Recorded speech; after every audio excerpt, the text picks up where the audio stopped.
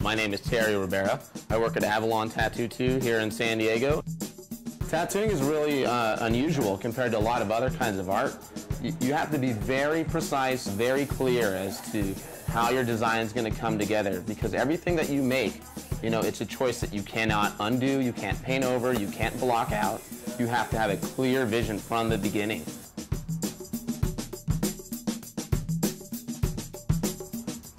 My educational background, before tattooing, there really wasn't much of it. I was like many young people, really enjoyed art, really enjoyed painting, was looking for an outlet for me to explore art. About 10 years ago, I ended up finding tattooing, where I apprenticed actually here in San Diego. It's much more of a commercial art form than someone, a lot of us might think. I think if you have goals to be a fine artist, to do your own thing, it's very difficult in tattooing. That's something that comes with time. Tattooing is so particular with the way you're going to lay things out, keeping designs simple, bold, clean. The use of black, things that you just don't find in more traditional types of art. Learning composition for the body, how to make things fit on an anatomical surface rather than a canvas. People are very guarded. They don't really want to share with anyone. How it is that we do this. There's a lot of risks, a lot of things that are very permanent, and you can't just give someone all the tools and let them run free. A lot of tattooing is, practicing restraint, and saying, less is more. And also, learning to work with skin. The way I would approach a tattoo on someone's elbow is very different than the way I would approach it on their arm or on their leg. Just because the way the skin regenerates, the way it holds ink. You also have to think about different people's skin colors, using lots of white or opaque pigments. It's a lot better just to leave the skin and limit your color palette. A lot of times I'll find people very attracted to these concepts that cannot really be pulled off on skin and in the long term still look nice.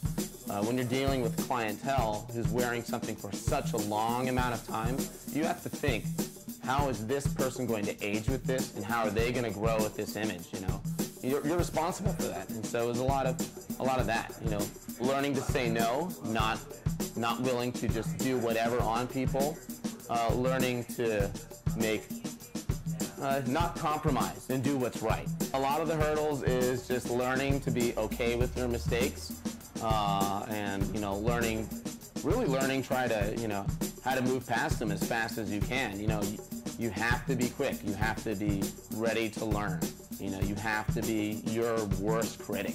A lot of the stuff I do, I think, has a pretty heavy Japanese or like Asian influence, although I can't say that I specifically do those things.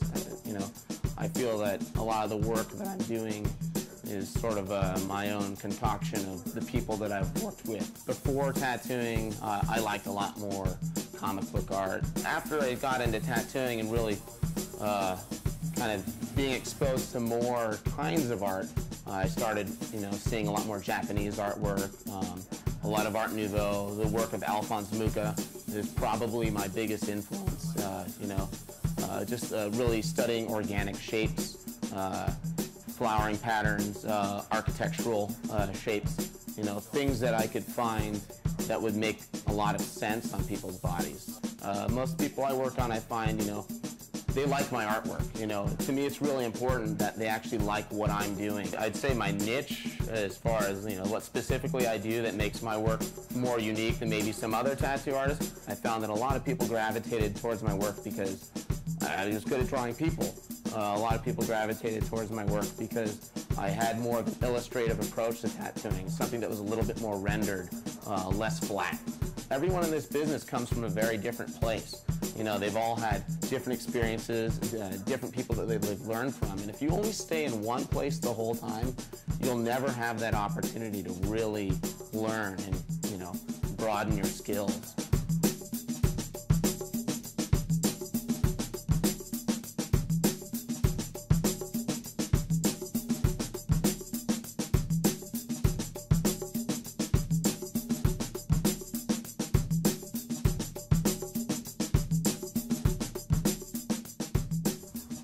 Definitely good to do something that's different, do what feels right, mostly. You know, if it feels good to you, if you know that you're doing something that makes you happy, don't make artwork, you know, just because other people are going to be okay with it. You know, don't do stuff just to make your peers happy. You got to do what makes you happy.